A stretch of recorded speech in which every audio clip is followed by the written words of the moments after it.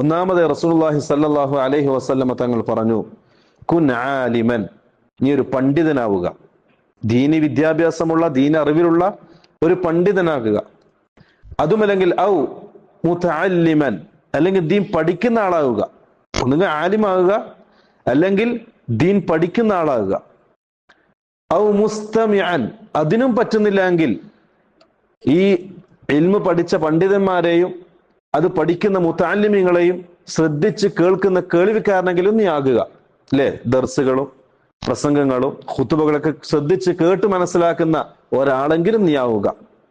അതിനും സാധിക്കുന്നില്ല എങ്കിൽ വകുൻ മുഹിബ്ബൻ ലഹുമ, നീ അതിനെ ഇഷ്ടപ്പെടുന്ന ആളെങ്കിലും ആകുക. പണ്ഡിതന്മാരെ, ദീൻ പഠിക്കുന്നവരെ, ദീനിനെ, ഇൽമിനെ ഇഷ്ടപ്പെടുന്ന ഇൽമിന്റെ മുഹിബ്ബായി നീ മാറുക. വലാ തകുൻ ഖാമിസ, ഇതല്ലാത്ത അഞ്ചാമതൊരാള് നീ ആകാൻ പാടില്ല. അത് വഴികേടായിരിക്കും.